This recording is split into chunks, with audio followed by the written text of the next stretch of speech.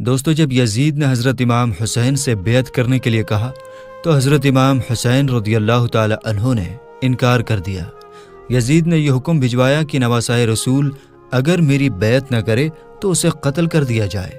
فوج یزید جو چاروں طرف سے اللہ کے رسول کے خاندان کو گھیرے ہوئے تھی، انہوں نے یہ طے کیا کہ 9 محرم کے دن نواسۂ رسول اور ان کے ساتھیوں کو قتل کر دیں گے۔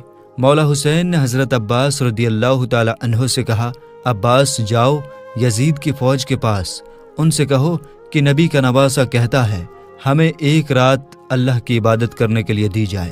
حضرت عباس رضی اللہ تعالی عنہ جیسے ہی امام حسین رضی اللہ تعالی عنہ کا فرمان فوج یزید کو سناتے ہیں تو وہ ہنسنے لگتے ہیں، اور یہ فیصلہ کیا گیا کہ اب جنگ 9 محرم کو نہیں بلکہ 10 محرم کو ہوگی، ہمیں اللہ کے دین پر قربان ہونا ہے۔ بس رات ڈھلنے لگی اور 10 محرم کا سورج طلوع ہونے لگا تو امام حسین رضی اللہ تعالی عنہ نے امام علی اکبر سے کہا، جاؤ بیٹے اذان دو۔ اذان ہونے کے فوراً بعد رسول اللہ صلی اللہ تعالی علیہ وسلم کے جانثاروں نے فجر کی نماز پڑھی۔ اتنے میں فوج یزید کا نماز کے دوران حملہ شروع ہو جاتا ہے اور ہر ایک شہید شہادت کا جام پیتا گیا۔ کبھی حور شہید ہوتے ہیں تو کبھی قاسم شہید ہوتے ہیں، تو کبھی علی اکبر شہید ہوتے ہیں، تو کبھی عباس علمدار شہید ہوتے ہیں، تو کبھی اونو محمد شہید ہوتے ہیں، تو کبھی ننھے علی اصغر شہید ہوتے ہیں۔ ایک ایک کر کے خاندان رسول کے سبھی افراد شہید ہو گئے، اور پھر جب کوئی نہ رہا تو امام حسین رضی اللہ تعالی عنہ خیمے میں آ کر کہتے ہیں، اے میری بہنوں، اے میری بیٹیوں، اپنے حسین کا آخری سلام قبول کرو۔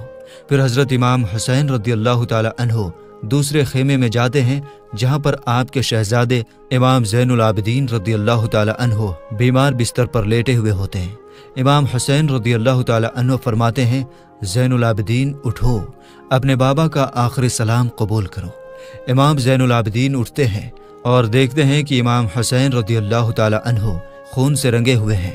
پھر آپ امام زین العابدین رضی اللہ تعالی عنہ سے کہتے ہیں کہ ان ظالم یزیدیوں نے سارے خاندان اہل بیت کو شہید کر دیا ہے، اپنے نانا کے دین کو بچانے کے لیے میرے لگتے جگروں نے شہادت کا جام پی لیا ہے۔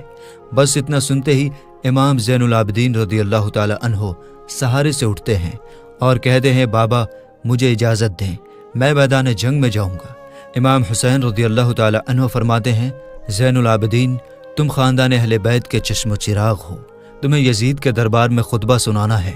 امام زین العابدین یہ سن کر زار و قطار رونے لگے، اور اس کے بعد امام حسین رضی اللہ تعالی عنہ الوداع کہتے ہیں اور میدان کربلا میں جاتے ہیں۔ امام حسین جیسے ہی میدان کربلا میں آتے ہیں تو سب سے پہلے آپ نے کہا، لوگو میں تمہارے رسول کا نواسہ ہوں، میں وہ ہوں جس کو تمہارے رسول اپنے کاندھے پر سوار کرتے تھے، میں وہ ہوں جس کو تمہارے رسول اپنے سینے پر سلاتے تھے، میں وہ ہوں جس کے لیے تمہارے رسول کہتے تھے حسین مجھ سے ہے اور میں حسین سے ہوں، میں وہ ہوں جب نماز کے دوران اپنے نانا کے پشت مبارک کے اوپر سوار ہو جاتا تھا تو میرے نانا میرے احترام کے لیے سجدے کو لمبا کر دیتے تھے کہ ایسا نہ ہو کہ رسول اللہ صلی اللہ تعالی علیہ وسلم سجدے سے اٹھیں اور مجھے تکلیف ہو جائے۔ اے لوگو، تم نے آج حسین کو رلایا ہے، تم نے اپنے ہاتھوں سے دنیا کے بدلے دوزخ کو لکھا ہے، بتاؤ میرا کیا گناہ ہے؟ کیا میں نے کوئی نماز قضا کی ہے؟ کیا میں نے کوئی ظلم کیا ہے؟ تو پھر یزیدیوں نے کہا، ہم تمہیں اس لیے نہیں مار رہے کہ تمہارا کوئی قصور ہے، بلکہ تمہیں اس لیے مار رہے ہیں کہ تم علی کے بیٹے ہو۔ حسین رضی اللہ تعالی عنہ فرماتے ہیں، اے لوگو، وہ علی کے جو اسلام کا محافظ تھا، آج اس علی کا یہ صلہ دے رہے ہو کہ اس کی اولاد کو آج اس بیابان میں شہید کر رہے ہو۔ بس اتنے میں شمر کہتا ہے، حسین کی بات نہ سنو، بس حملہ کر دو۔ تاریخ نے لکھ دیا کہ اس زمین پر آج سے پہلے ایسی جنگ کبھی نہ ہوئی تھی اور نہ ہی ہوگی۔ ایک طرف ہزاروں کی فوج تھی اور دوسری طرف تنہا 3 دن کے بھوکے پیاسے حسین ابن علی یزیدیوں سے مقابلہ کر رہے تھے۔ لاشیں ہواؤں میں اڑ رہی تھیں، ہزاروں یزیدی ایک ایک کر کے امام حسین کی تلوار سے جہنم رسید ہو رہے تھے۔ علی کا شیر، علی کے ذوالفقار اور رسول اللہ صلی اللہ تعالی علیہ وسلم کے گھوڑے پر سوار ہیں۔ تاریخ نے لکھا ہے کہ فوج یزید بھاگتے بھاگتے کوفے تک جا پہنچی۔ عمر بن سعد کہتا ہے، شمر ابھی تک خاموش کیوں ہو، حملہ کیوں نہیں کرتے؟ وہ کہتا ہے، اگر میں جاؤں گا تو مر جاؤں گا۔ ارے حسین کے بچوں سے نہ لڑ سکے تو حسین سے کیا لڑیں گے؟ اس کی رگوں میں علی کا خون دوڑتا ہے، اس کی رگوں میں نبی کا خون دوڑتا ہے۔ جاؤ خیموں کو آگ لگا دو، शिमर खेमों को आग लगाता है और उमर बिन साद कहता है, हुरमला, हुसैन पर तीर चलाओ। और हजारों की फौज ने इमाम हुसैन रदियल्लाहु ताला अन्हु के ऊपर तीर चलाना शुरू कर दिया और खेमों में आग लगा दी। इमाम हुसैन कभी फौज की तरफ जाते हैं और कभी खेमों की तरफ जाते हैं। इतने में उमर बिन साद कहता है, जिसके पास जो जो चीज़ है वो फेंक कर मारे। किसी ने नेज़ा मारा, किसी ने तलवार फेंक कर मारी, कोई तीर मार रहा था तो कोई पत्थर मार रहा है। जिसके पास मारने के लिए कुछ न था वो करबला की गर्म मिट्टी उठाकर हुसैन की तरफ फेंक रहा है। और इतने में आवाज़ आती है, हुसैन तू कामयाब हो गया। इमाम हुसैन रदियल्लाहु ताला अन्हु ने जैसे ही ये सदा सुनी, अपने सर को झुकाया, अल्लाह का शुक्र अदा करने लगे। वो पत्थर, वो नेज़े, वो भाले, वो तीर, वो करबला की गर्म मिट्टी इमाम हुसैन के जिस्म पर लगती रही। इमाम हुसैन घोड़े की पीठ से ज़मीन पर गिरते हैं। इतने में उमर बिन साद ने कहा, हुसैन गिर गया, जाओ जाओ हुसैन का सर कलम करो ताकि ये खबर हम यजीद तक फौरन पहुंचाएं और हमें इनाम मिले। जो करीब जाता है उसे इमाम हुसैन की आंखों में रसूलुल्लाह सल्लल्लाहु ताला अलैहि वसल्लम का चेहरा नजर आता है। वो रोता हुआ वापस आ जाता है। इतने में शिमर कहता है, ये काम मुझसे ही होगा, लाओ खंजर दो। शिमर खंजर लेकर इमाम हुसैन के करीब जाता है और इमाम हुसैन रदियल्लाहु ताला अन्हु का सर सजदे में होता है।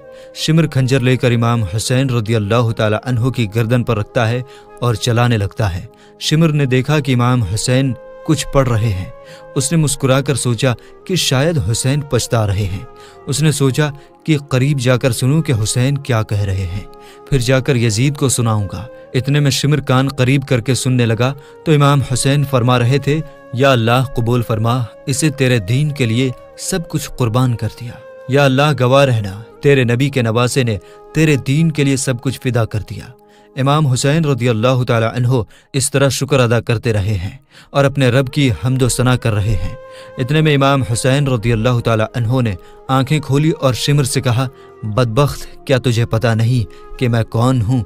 शिमर ने कहा, हाँ मुझे पता है, तू रसूलुल्लाह का नवासा है, अली का बेटा है, फातिमा का लाल है। इमाम हुसैन रदियल्लाहु ताला अन्हु ने शिमर से कहा, तुम फिर भी मेरा कत्ल कर रहे हो? शिमर ने कहा, तुम्हें कत्ल करके मुझे सोना मिलेगा, मुझे हुकूमत मिलेगी। इमाम हुसैन रदियल्लाहु ताला अन्हु ने फरमाया, मैं जन्नत का सरदार हूँ, क्या तुम्हें अपनी जन्नत की फिक्र नहीं? शिमर हंसता रहा और इमाम हुसैन रदियल्लाहु ताला अन्हु की गर्दन पर खंजर चलाता रहा। इमाम हुसैन रदियल्लाहु ताला अन्हु अल्लाह का जिक्र करते रहे और यूं नवासा रसूल का सर तन से जुदा हो गया। बस इमाम हुसैन रदियल्लाहु ताला अन्हु का सर कलम करना था कि फौज यजीद में खुशी का माहौल बर्पा हो गया। सब झूमने लगे, नाचने लगे। उमर बिन साद ने कहा, लूटो, अहले बैत के खेमों को लूटो। फौज यजीद एक एक चीज को लूटना शुरू कर देते हैं। इतने में उमर बिन साद कहता है कि यजीद का हुक्म है कि सबके जिस्म से सर को काट कर मेरे पास ले आओ और लाशों पर घोड़े दौड़ाओ, ताकि दुनिया को ये मालूम हो जाए कि जो यजीद के सामने आएगा, यजीद उसकी बेटियों बहनों को बेपर्दा कर देगा और उसकी लाशों को ऐसा कर देगा कि कोई उसे पहचान नहीं पाएगा। शिमर ने कहा, लाशों को लगाओ।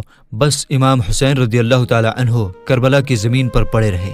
किसी ने ये नहीं कहा कि ये हमारे रसूल का नवासा है, यह अली मुर्तज़ा का बेटा है। तो शिमर ने कहा कि लावारिसों की तरह हुसैन की लाश पड़ी हुई है। वो जो पामाल करने के लिए घोड़े तैयार किए गए थे, उनको आपके ऊपर दौड़ाया गया। नवासा रसूल की लाश को पामाल किया जा रहा है। वहाँ फौज यजीद झूम रही है और यहाँ रसूलुल्लाह की बेटियां रो रही हैं। बस इतनी देर में अंधेरा सा छा गया। 61 हिजरी 10 मुहर्रम का दिन था कि जिस दिन अंधेरा वक्त से पहले छा गया। सलाम हो करबला के शहीद नवासा रसूल इमाम हुसैन पर। कत्ल हुसैन असल में मर गए यजीद है, इस्लाम जिंदा होता है हर करबला के बाद। मेरे दोस्तों, आज की इस प्यारी सी वीडियो के बारे में आपका क्या कहना है? वीडियो के नीचे कमेंट बॉक्स में ज़रूर बताइएगा। और अगर आज की वीडियो आपको पसंद आई हो तो इस वीडियो को एक लाइक कर दें और अपने दोस्तों रिश्तेदारों में इस वीडियो को ज़रूर शेयर कीजिएगा। मिलेंगे इंशाअल्लाह ताला अगली वीडियो में। अस्सलाम वालेकुम, अल्लाह हाफिज़।